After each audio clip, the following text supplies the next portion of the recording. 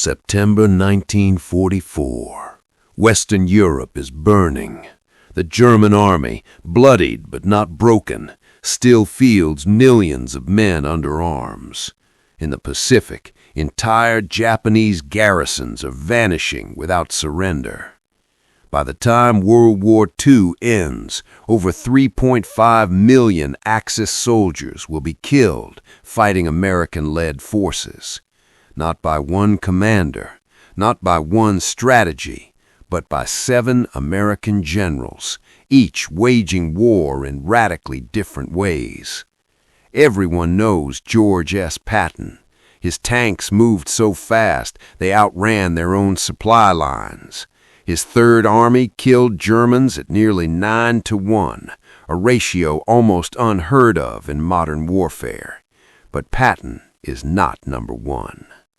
Tonight, we rank the 7 most lethal American generals of World War II, not by fame or personality, but by cold combat mathematics, enemy casualties, casualty-exchange ratios, territory seized, and the enemy's documented response to their presence.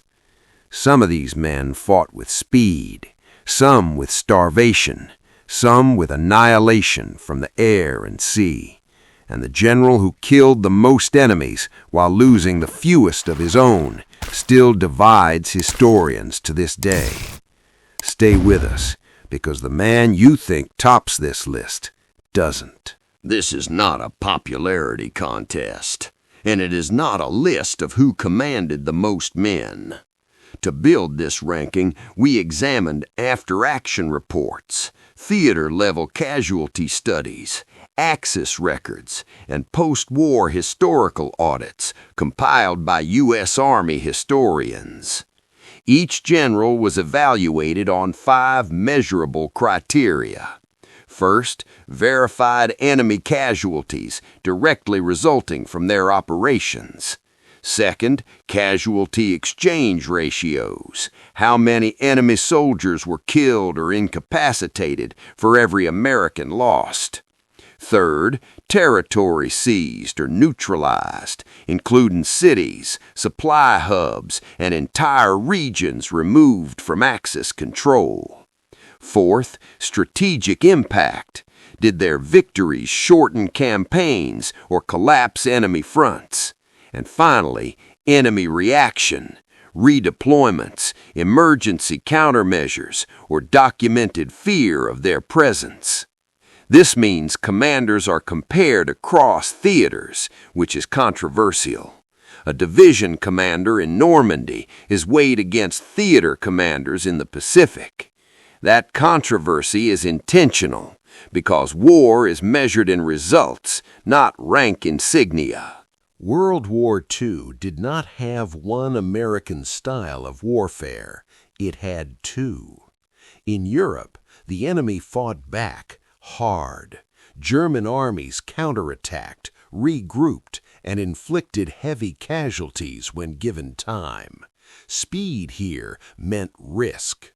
Move too fast, and you bleed. Move too slow, and the enemy recovers. In the Pacific, the war was different. American commanders learned that starving an enemy could be deadlier than storming his defenses.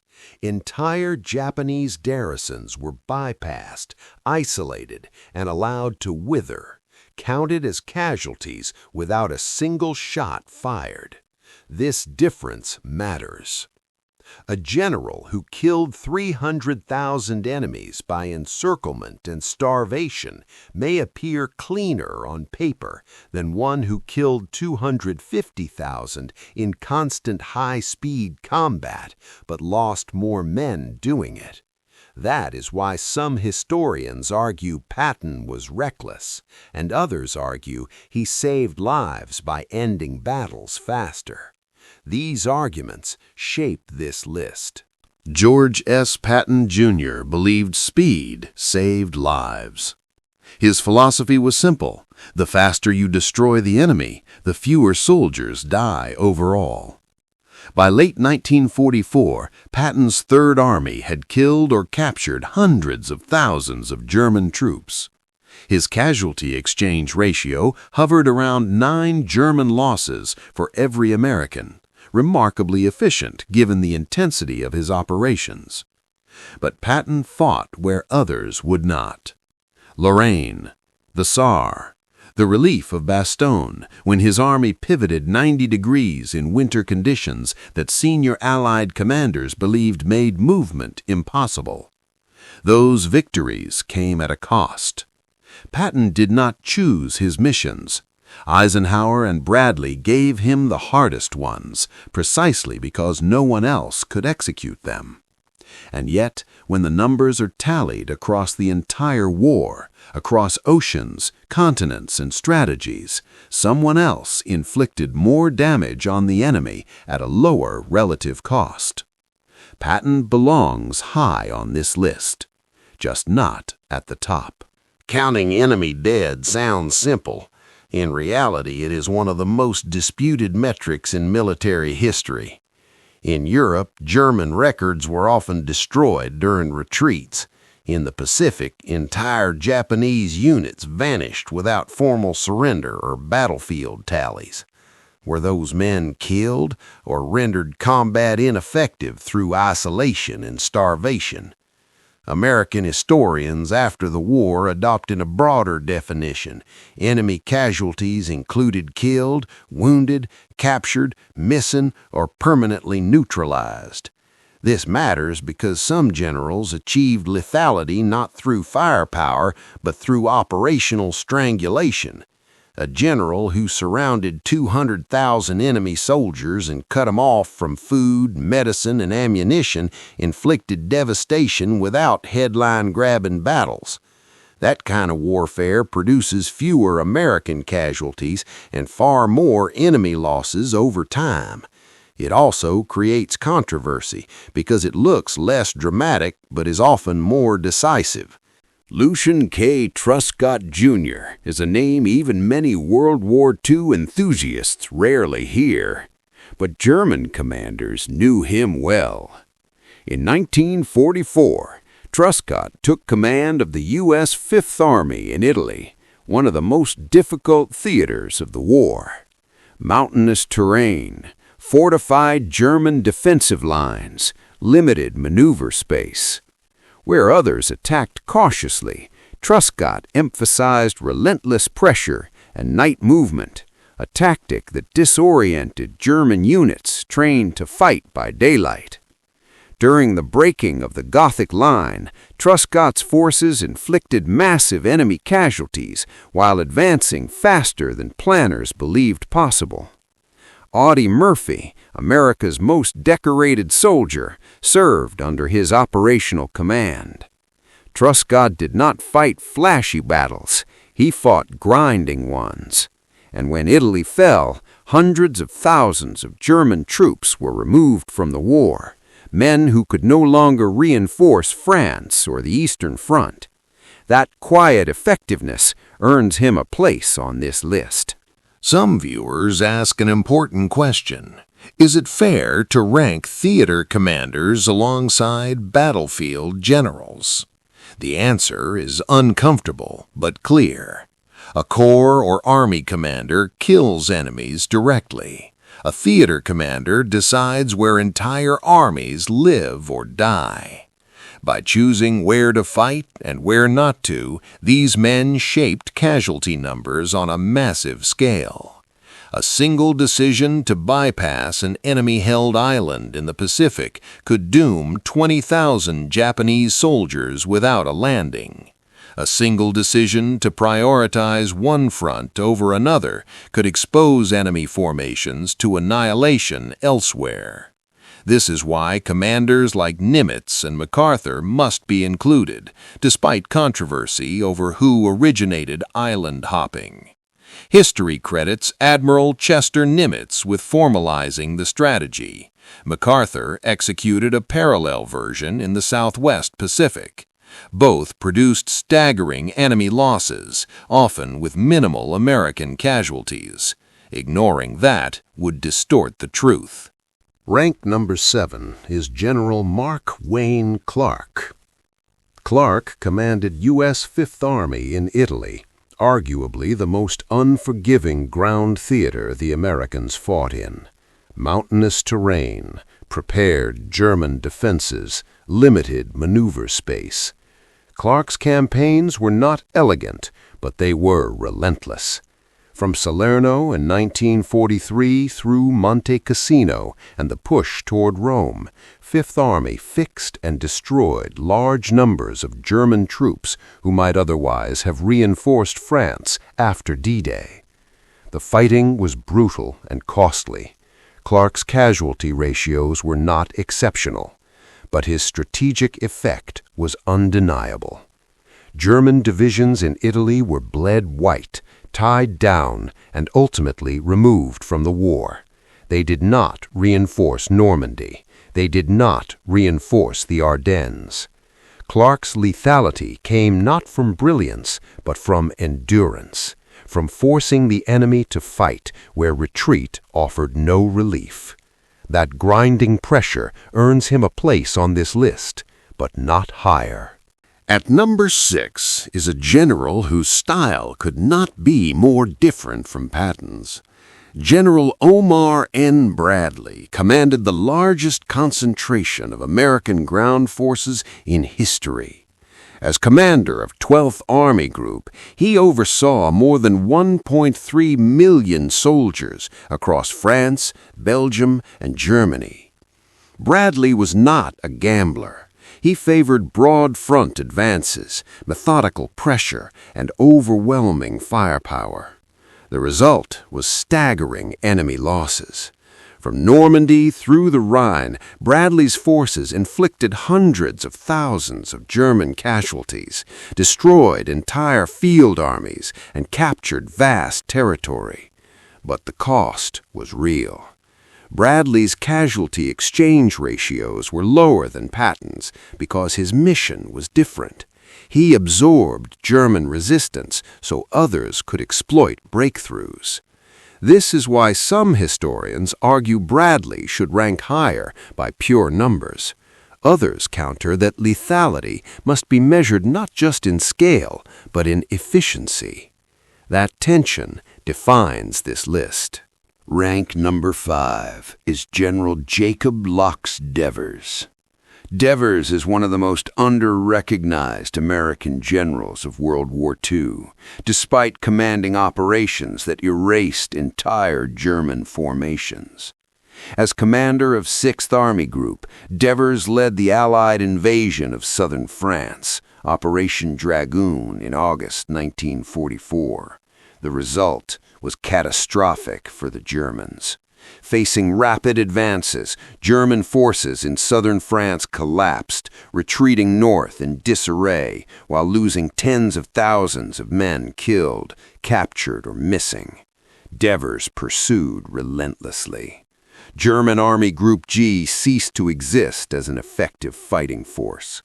What made Devers lethal was not speed alone, but encirclement discipline. He focused on cutting escape routes, not chasing headlines. His casualty-exchange ratios were strong, his American losses comparatively low. Entire enemy corps vanished under his command, absorbed, surrendered, or destroyed. And yet, Devers remains largely forgotten. History remembers spectacle, but war remembers results. At number 4 is a commander who rarely appears in kill count debates, yet fundamentally reshaped how enemy casualties were inflicted. Admiral Chester W. Nimitz, Commander-in-Chief of the Pacific Fleet, formalized the strategy known as island hopping. The concept was simple and lethal. Instead of assaulting every fortified Japanese island, Nimitz bypassed many of them. Cut off from supply, air support, and reinforcement, entire garrisons were left to starve. Tens of thousands of Japanese soldiers died without firing another shot. American casualties dropped sharply. Japanese losses mounted relentlessly. This was not dramatic warfare. It was calculated warfare. And while MacArthur executed similar operations elsewhere, historians credit Nimitz with making starvation a deliberate operational weapon. Measured purely by efficiency, few commanders inflicted more damage with fewer losses. At this point, the rankings become controversial because the remaining three generals represent entirely different philosophies of war. One believed speed saved lives. One believed isolation killed more efficiently than battle. One believed overwhelming force, applied relentlessly, ended wars faster. All three inflicted enormous enemy casualties. All three shaped how modern warfare is studied today. This is where viewers often disagree. Should Patton be ranked higher because his casualty ratio eclipsed everyone else's? Should MacArthur be ranked higher because entire Japanese armies disappeared under his command? Or should another commander, less famous but brutally efficient, claim the top spot? What matters is this. Each of the remaining generals didn't just defeat enemies, they broke the enemy's ability to fight at all. And the order in which they did so changes how we understand World War II. At number 3 stands one of the most controversial commanders of the war. General Douglas MacArthur did not win World War II through relentless frontal combat. He won it by removing enemy armies from relevance. From New Guinea to the Philippines, MacArthur executed a parallel form of island bypassing, isolating Japanese garrisons, cutting supply routes, and advancing toward strategic objectives rather than symbolic victories. The result was devastating. Entire Japanese divisions were rendered combat ineffective without decisive battles. In places like Rabaul, more than 100,000 Japanese troops were neutralized, alive, armed, and useless. Critics argue MacArthur took credit for island hopping pioneered by Nimitz. Historians largely agree, but execution still matters. Under MacArthur's command, Japanese forces collapsed across the Southwest Pacific at a fraction of the cost paid earlier in the war. By the numbers, few American generals inflicted more cumulative enemy losses with fewer American dead. And yet, controversy follows him still. So why isn't MacArthur number 1? Because lethality is not just about how many enemies are removed from the war, but how decisively and how quickly. MacArthur's campaigns were extended, they were deliberate, and they relied heavily on isolation, starvation, and time. That strategy saved American lives, but it also meant Japanese forces remained armed and dangerous long after being neutralized. In Europe, speed mattered differently. There, a delayed victory meant regrouped enemy armies, counterattacks, and more Allied dead. MacArthur's numbers are enormous, his efficiency undeniable. But when measured against commanders who collapsed enemy fronts outright, his impact, while vast, was slower, and that distinction moves him to third. At number 2, George Smith Patton, Jr. No American general killed enemy soldiers faster. From Normandy to Germany, Patton's Third Army advanced at a tempo the Wehrmacht could not match. German commanders repeatedly reported confusion, collapse, and loss of cohesion when facing his forces. Patton's casualty-exchange ratio, approximately 9 German losses for every American, is one of the most efficient in modern warfare. He did this while commanding the most aggressive formations in Europe. Lorraine, where higher command forced him into frontal assaults he despised. The Saar, heavily fortified and costly. And the Battle of the Bulge, where Patton executed the fastest large-scale pivot in U.S. Army history to relieve Bastogne. Critics note his casualties. Supporters respond with a brutal truth. Patton was sent where casualties were inevitable. Speed, Patton believed, prevented worse slaughter later, and the numbers support him. So why, despite the numbers, is Patton not ranked first? Because speed cuts both ways. Patton killed enemies at extraordinary rates, but his operations depended on fuel, momentum, and continuous pressure, resources he was repeatedly denied. Higher command diverted supplies to Operation Market Garden, halting Patton's advance just as German resistance cracked. Had his army crossed the Rhine in late 1944, some historians argue the war in Europe might have ended months earlier. But rankings must be based on what happened, not what might have. Patton shattered armies, but he did not destroy the Axis war effort alone. The general ranked above him achieved something different. He forced the enemy into irreversible collapse across an entire theater. And that is why the final position remains fiercely debated. The general ranked number 1 did not inspire poetry. He did not deliver famous speeches from tank turrets, and he did not demand headlines. Instead, he built pressure, layer by layer, until the enemy's ability to fight simply failed. His approach was unemotional, systematic, and deeply strategic. He believed wars were not won by brilliance alone, but by removing the enemy's capacity to replace losses. This commander focused on logistics, encirclement, and synchronization across air, land, and sea. When his forces advanced, they did not merely defeat enemy units, they consumed them. German and Japanese records alike describe his operations using the same word: unrecoverable. By the time his campaigns ended, enemy formations opposing him were not retreating. They were gone. When historians audited World War II casualty figures decades later, a pattern emerged. Some generals inflicted spectacular losses in short bursts. Others inflicted losses the enemy could never recover from. The number 1 ranked commander consistently destroyed enemy manpower faster than it could be replaced, while preserving his own forces at scale. This wasn't about kill ratios alone. It was about operational exhaustion.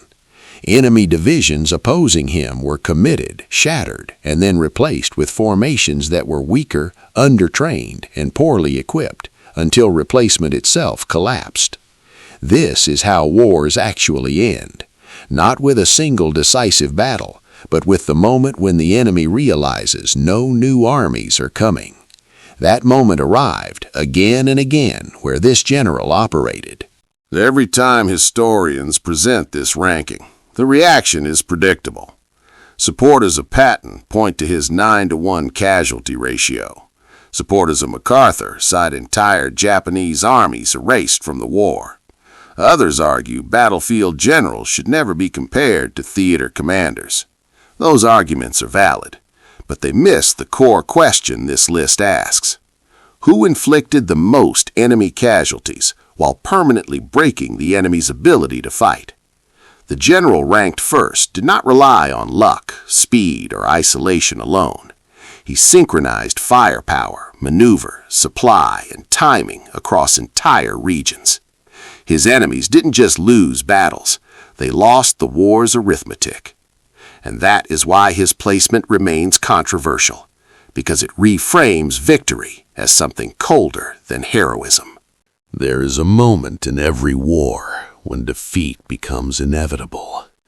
Not when capitals fall, not when leaders surrender, but when the enemy's internal reports acknowledge that continued resistance is meaningless. In late 1944 and early 1945, those reports appear with increasing frequency. They speak of units without fuel, without replacements, without hope of relief. Against this commander, enemy planners stopped asking how to counterattack and started asking, how long collapse could be delayed. That distinction matters, because while others won battles, this general ended the enemy's capacity to wage war. And when we reveal his name, many will argue.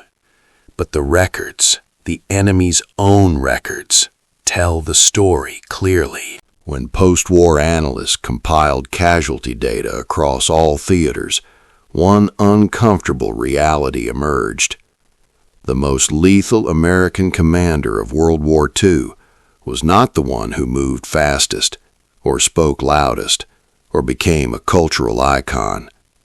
He was the one whose campaigns produced the largest sustained destruction of enemy manpower across multiple phases of the war, while preserving his own forces at scale. Enemy casualties under his operational control exceeded 1 million Axis soldiers killed, wounded, captured, or permanently neutralized. That figure is not attributed to a single battle. It is the result of continuous pressure applied across months, not moments. This is why his name rarely trends online, because this kind of lethality is not cinematic. It is systemic.